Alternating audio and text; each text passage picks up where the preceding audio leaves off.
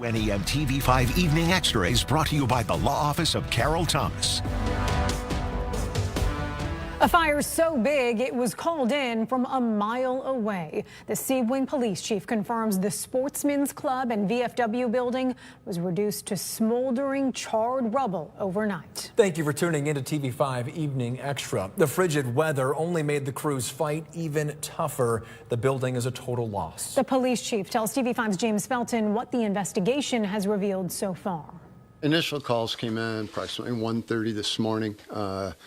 Report of a structure fire at the end of Bay Street. The initial callers were over about a mile away, and they didn't know exactly what was burning. Sebewaing Chief of Police Stephen Repke tells us the fire department quickly got the answer. It was the Sportsman's Club and VFW that was on fire. Flames were through the roof, and the whole building was completely engulfed. Repke spoke to us on behalf of the fire department to allow those who fought the flames through the night to get some rest. He says right now, no one has any idea how or why the fire began. It's so far gone. It's undetermined on how it started. Are they going to call in fire investigators for them? The insurance company, that's to be determined at this time. Repke did say that since the first 911 calls came in from about a mile away, it's likely the fire had been burning for a while. He also told us the structure was occupied as recently as Tuesday night. They did have a luncheon after a funeral there yesterday, and that was the last time the building was used. And they think they had a meeting there of the Turkey Federation last night, and everybody left there about 8 o'clock at night. So that's all we know right now. James Felton, WNEM TV5. Later in the stream, we'll hear from the Sebewaing residents sharing their memories about the Sportsman's Club and VFW building.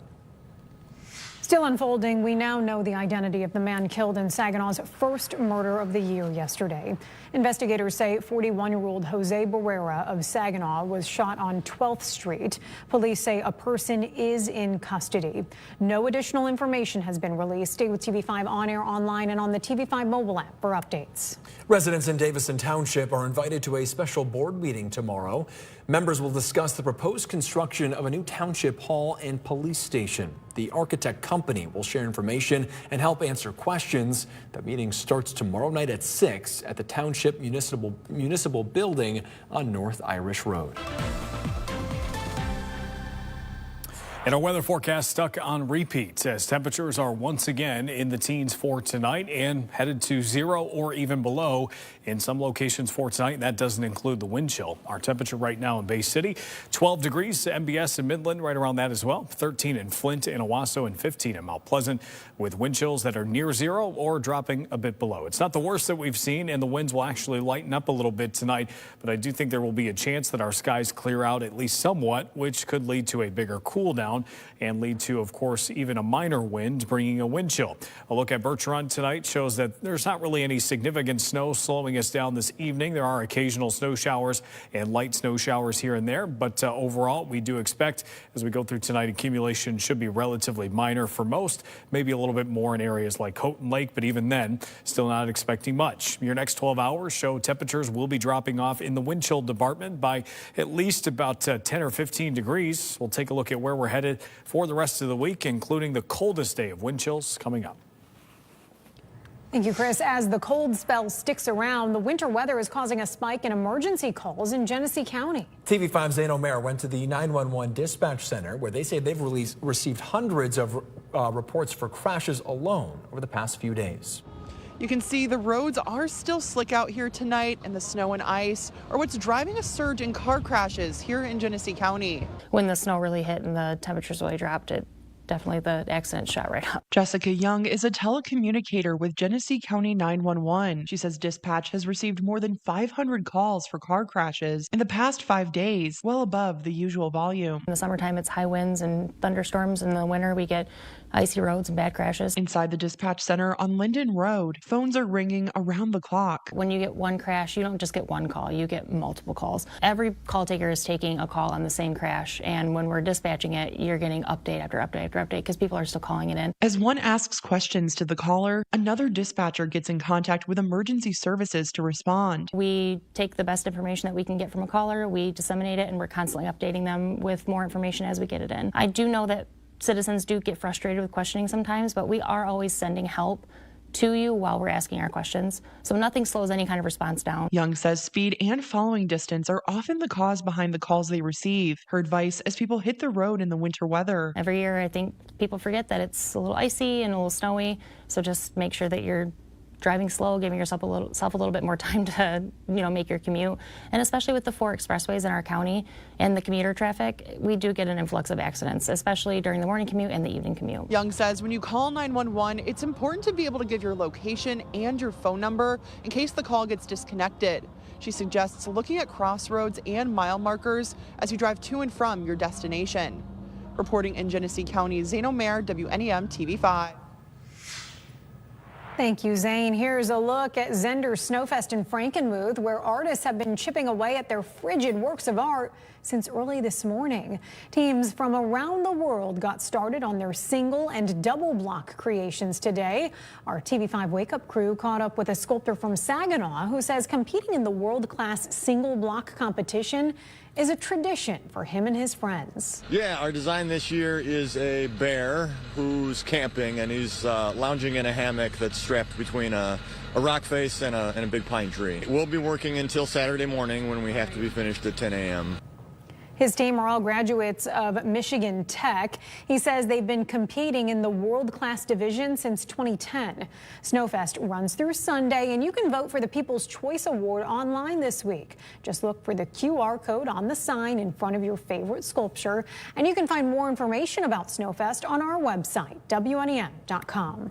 An investment in Genesee County will help some homeowners avoid foreclosure. The Rocket Community Fund awarded the county treasurer's office a grant worth $100,000. The money will help expand property tax exemption assistance and strengthen foreclosure prevention efforts for eligible homeowners across Genesee County. This will include proactive outreach, application processing, housing counseling, and direct client assistance to help residents maintain housing stability. New investment for the oldest building in a mid-Michigan downtown. Governor Gretchen Whitmer awarded more than $1.4 million toward renovating Midland's Oddfellows building. The project will redevelop the 1876 building to include 5 new apartments. The money is from the Revitalization and Placemaking Program, which supports infrastructure and real estate rehabilitation and development. Across Michigan, new information on the gun a 4-year-old Lansing girl used to accidentally shoot herself, leading to her death. Police say 22-year-old Malachi Pendergrass, the boyfriend of the girl's mother, was on parole at the time the girl was shot. Investigators say the night before the shooting, he pushed the loaded gun, which was stolen, under the couch, adding he and the girl's mother were sleeping on a different couch in the apartment and woke up after the girl shot herself in the head. Pendergrass told investigators he bought the weapon from the street for $250. Pendergrass remains held on $1 million bond after being arraigned last week as a habitual third offender with 6 counts, including violating Michigan's safe storage law. You can read more about this story on WNEM.com. Shop till you drop while supporting women entrepreneurs. How dusting off your vintage windbreaker or acid wash jeans will support children in the foster care system after the break. Plus, light up the night while honoring victims and survivors of human trafficking. Still ahead, how you can help shed a light on its harmful community impact.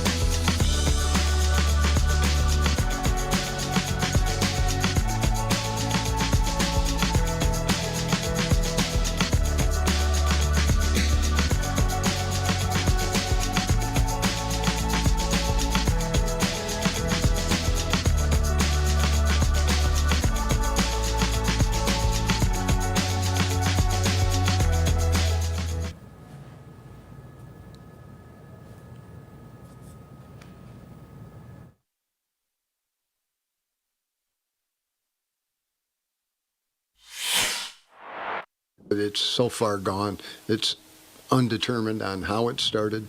Sebewaing's chief of police describing the state of the Sportsman Club and VFW building after a fire reduced it to a pile of smoldering rubble last night. It was a place for celebrating, a place for gathering, and a place for paying tribute to local heroes.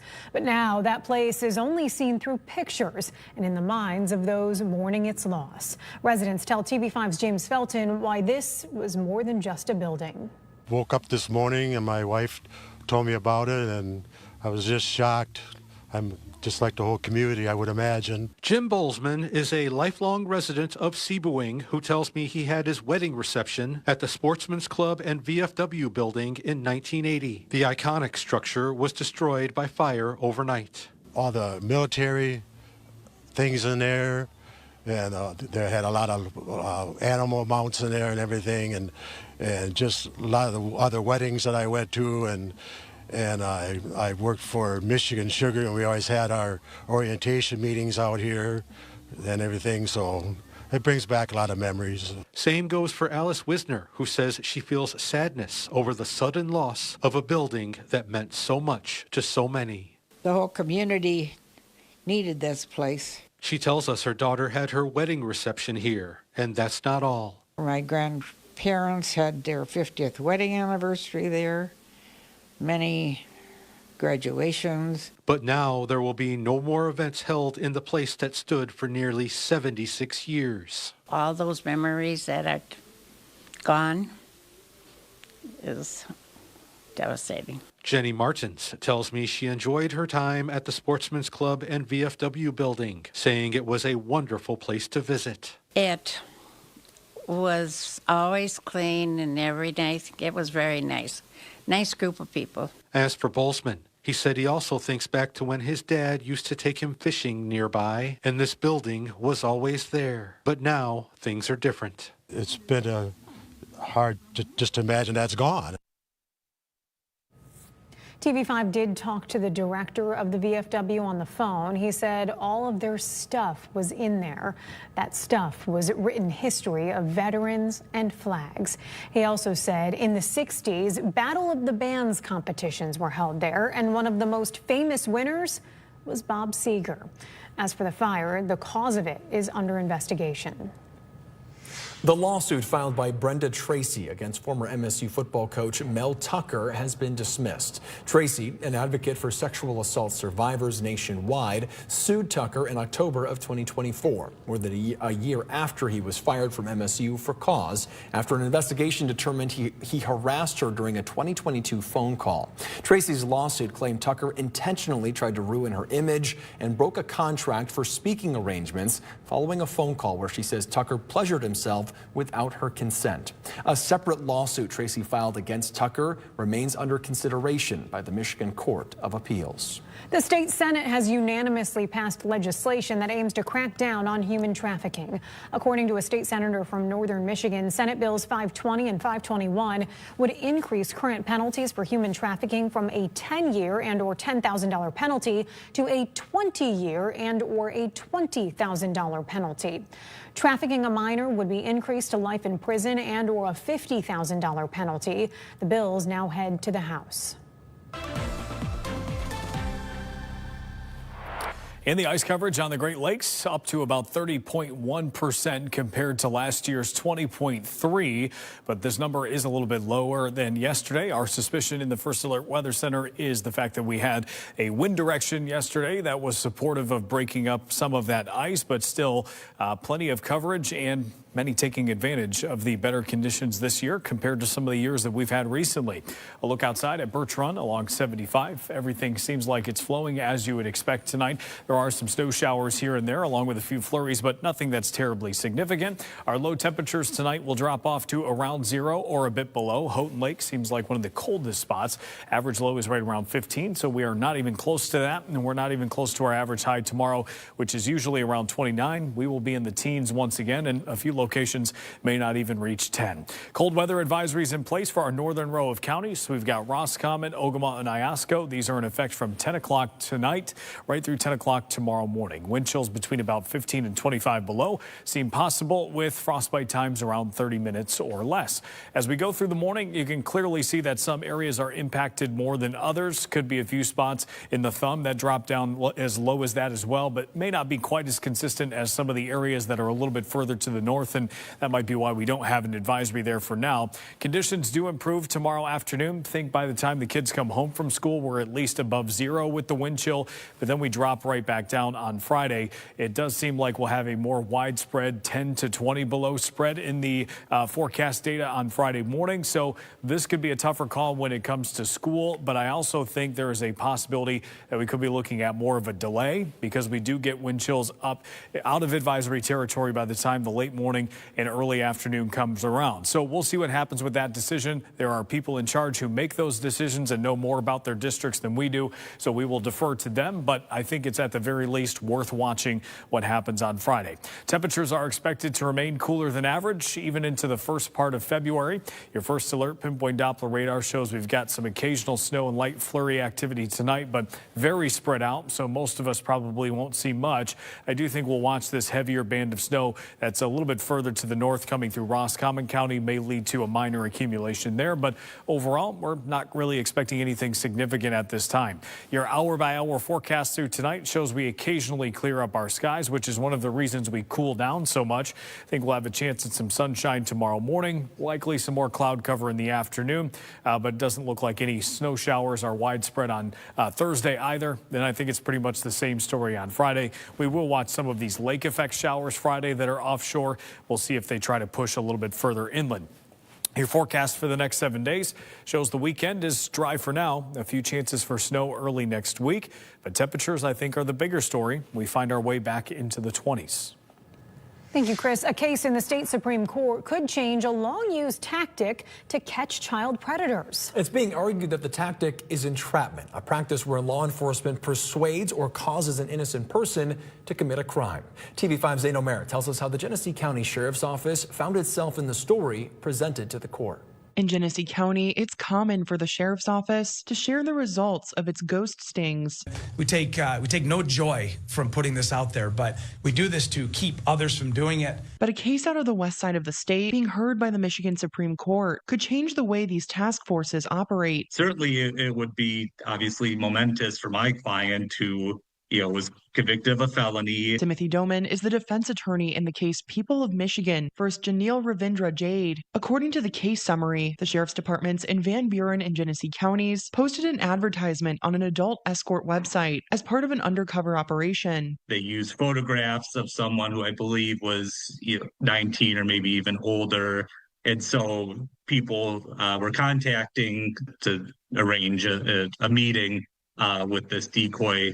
And so they would usually start texting, start arranging for a meetup, and then the officer would say, well, I'm actually 15. Is that okay? The summary shows Jade began texting the decoy, insisting the woman had to be 16, but the decoy responded that she was 15 years old. Jade then proposed going out to eat with her, and in response, the decoy again brought up exchanging sex for money. Ultimately, he agreed to meet the decoy at a hotel, where he was arrested and charged with child sexually abusive activity, accosting a child for immoral purposes, and using a computer to commit a crime. But Doman argues the sting operation crossed the line into entrapment. Entrapment is defined as police creating a crime and then going out and inducing people to commit it, which is exactly what happened in this case. We're really looking at the police conduct and what was the intent and design of it. Was it to catch people who otherwise would have committed the same crime, or is it to create crimes that otherwise would not have occurred? I reached out to Genesee County Sheriff Chris Swanson, who says in a statement, Ghost has worked diligently to identify and arrest predators of human trafficking, hold them accountable, and prepare for prosecution. However this court decides, Ghost will continue to follow the rule of law and do all that can be done to hold predators accountable and protect victims of human trafficking. In the meantime, it's wait and see for Doman's client. On the sex offender registry now, this has upended his life. So I think certainly a favorable decision in his case specifically would hopefully bring some closure to the situation and also right what I consider a wrong. For local news, women-owned businesses teaming up in their best neon and leg warmers to give you a chance to shop till you drop while benefiting foster children. Foster Families Navigation and Resource Center is hosting Women's Night tomorrow at Freeland's Back Orchard Barn. The theme is 80s for the ladies and includes cocktails, mocktails, music, and more. And if you donate new packages of socks, underwear, or other necessities, you'll get an extra ticket for the door prize. Women's Night starts tomorrow at 6, and to get your tickets, go to the hot link section on WNEM.com. Light up the night with the Genesee County Sheriff's Office to honor victims and survivors of human trafficking. A candlelight vigil is planned for Friday afternoon as Human Trafficking Awareness Month comes to a close. During the annual event, you can hear from the Genesee Human Oppression Strike Team, also known as GHOST, the United Way, and the PRISM Project, which provides resources for child survivors. Friday's candlelight vigil is free and open to the public, starting at 4:30 in the lobby of the Genesee County Jail. All new tonight, one son surprised his father when the Seattle Seahawks played in the NFC Championship game. It's tonight's can't miss moment on the news at 10 on the Great Lakes Sports and Entertainment Network. Then on TV5 News at 11, find out what motivates people to brave the elements to create works of art for Zender Snowfest. Also at 11, data centers demand lots of energy to operate. Some of the ideas lawmakers are being urged to consider to protect resources and customers. In your 7 days, shows will be a little bit warmer by the end of the weekend and next week, but I would say it's hard to argue that this week is at least favorable for the snow sculptures, and we've had some bad years recently with those. So I think we'll take it. I'm not sure what the ideal temperature is. I would think this is probably pretty good because you can hold the structure, but yeah, overall, no complaints. Imagine if it gets so cold, it's got to be difficult to work with the snow. I would think it gets hard at a point, but again, I'm not an expert. All I know is they won't melt. You can ask them because you might be going there. Maybe Friday. Maybe. That could be a question. Yes. We'll be waiting for the answer. Thank you, Chris. Thank you for watching WNEM Evening Extra. Of course, keep up with us as the news breaks online, on our app, or on social media. We'll see you on TV5 at 11.